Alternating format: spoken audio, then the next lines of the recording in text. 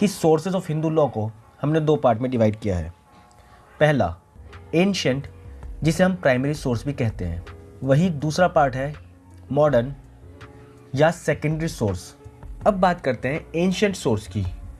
तो ancient source में Hindu law के 4 सोर्सेज हैं। पहला Shrutis, second Smritis, third custom and 4 digest and commentaries. वहीं अगर बात करें मॉडर्न सोर्स की, तो इसमें हिंदू लॉ के 3 सोर्सेज हैं। पहला लेजिस्लेशन, दूसरा जुडिशियल डिसीजन और तीसरा equity, justice and good conscience. सबसे पहले शुरू करते हैं एंशिएंट सोर्स के श्रुतिज से। The word Shruti derived from the word shru, which means to hear and signifies what is heard from the Veda.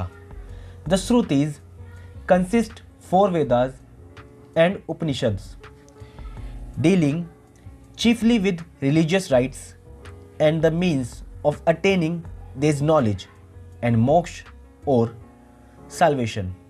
यानी कि श्रुति वर्ड जो है वो श्रु वर्ड से ड्राइव हुआ है, जिसका मतलब होता है जो भी सुना गया, या कह सकते हैं कि जो भी वेद से सुना गया। तो हम आपको बताना चाहेंगे कि जो श्रुतिज है वो 4 वेद को कंसिस्ट करता है, जिसमें से पहला वेद है Rigveda, which contains mostly the eulogies of gods and laws of sacrifices. Second वेद है Samaveda, which consist of prayers composed in mantra intended to be chanted at sacrifices. तीसरा वेद जो है Yajurveda. Yajurveda are more frequently associated with rituals and endowed with magic properties.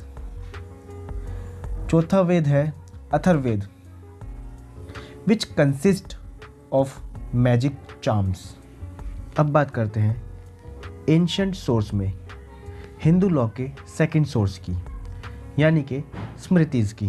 The word Smritis means what was remembered and is believed to be the recollection of Rishis handed down to us. Smritis do not contain purely law, they actually deal with religious and moral laws, and there is mixture of law, religion and morality. यानी कि स्मृति शब्द का मतलब है जो भी याद रहा या जो भी ऋषि मुनीज ने हमें लिख कर दिया। अब बात करें स्मृतिज की, तो ये प्योरली लॉ की बात नहीं करता। स्मृतिज में मिक्सचर है धर्म का, मोरालिटी की और लॉ की। अब बात करते हैं स्मृति कितने प्रकार की होती है। The Smritis are of 2 kinds. पहला in prose style, those in prose are called Dharma Sutra, यानी कि जो भी प्रोज स्टाइल में स्मृतिज थी उन्हें धर्म सूत्र कहा जाता है।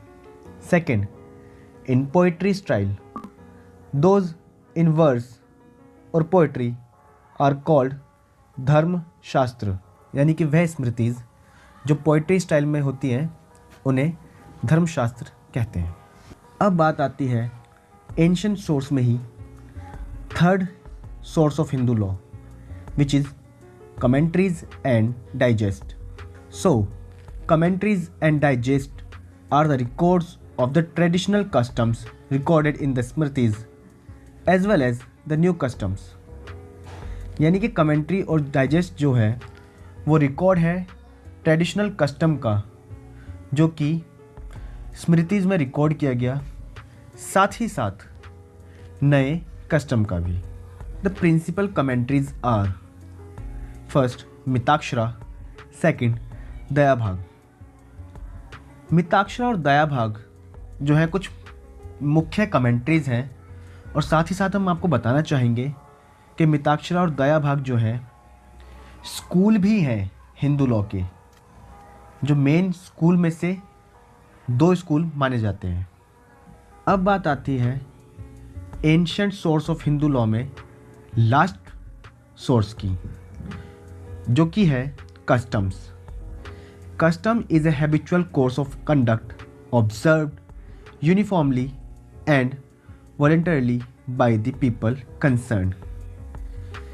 यानी कि कस्टम जो है वो एक हैबिचुअल एक्शन है या हैबिचुअल कोर्स है, एक ऐसा कंडक्ट है जो कुछ लोगों द्वारा, द ग्रुप ऑफ पीपल द्वारा परफॉर्म किया जाता है voluntarily.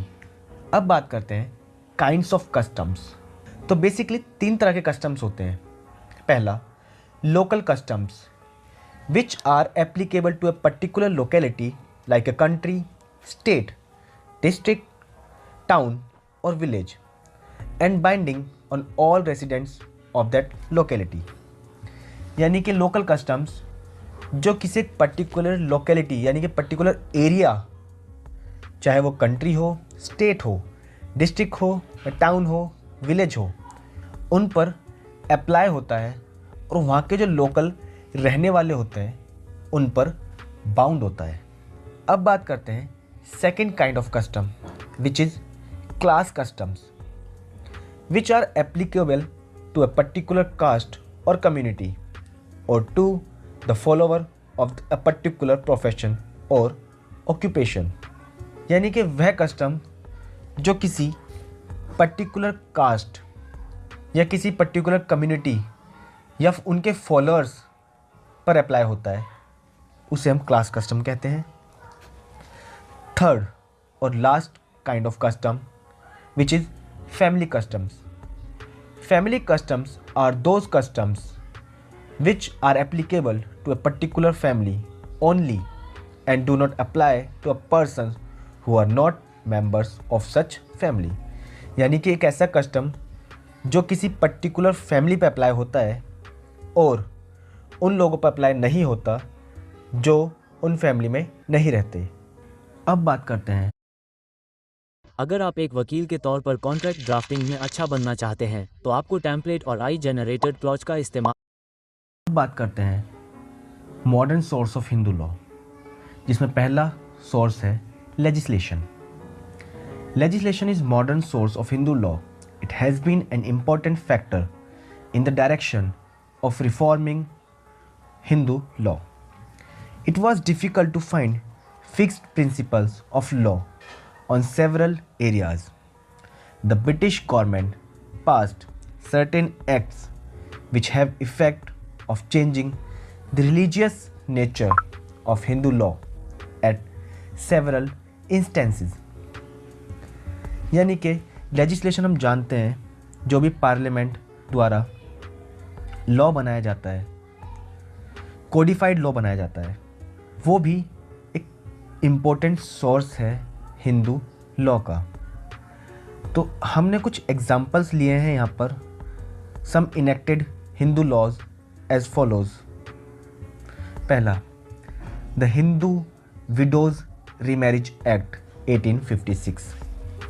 Second, the special marriage act 1872 जो रिपील होकर 1954 में दोबारा बनाया गया। Third, the Hindu marriage act 1955। Fourth, the Hindu succession act 1956। Fifth, the adoption and maintenance act 1956। ये कुछ वो एक्ट है जो लेजिस्लेशन द्वारा इनेक्ट किए गए या लेजिस्लेशन द्वारा बनाए गए। अब बात आती है second modern source of Hindu law which is judicial decision. Judicial decisions constituted an important source of law. A precedent is not a merely an evidence of a law, but also a source of law, and the courts are bound to follow the precedents. Legislation and judicial decisions are not sources. They have modified and supplemented the pure Hindu law, and now they have emerged as important sources of the present Hindu law.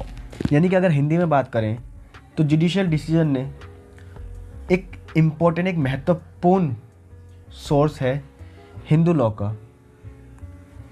यानी कि judicial decision की अगर बात करें तो जजों द्वारा जो निर्णय दिया जाता है उसे हम जुडिशियल डिसीजन कहते हैं, और इसे हम प्रेसिडेंट भी कहते हैं। तो इसमें बताया गया है कि a precedent is not a merely an evidence of law. सिर्फ एक एविडेंस नहीं है लॉ का, बल्कि एक मेन सोर्स भी है। और जो कोर्ट होते हैं वो बाउंड होते हैं प्रेसिडेंट को फॉलो करने के लिए। अब बात आती है last source of Hindu law, which is equity, justice and good conscience. Equity as a branch of legal system may be said to mean the principles or rules emerging in the course of administration of justice, particularly in those cases where, on account of inadequacy of law, the judges evolve certain general principles on the basis of justness, fairness and propriety.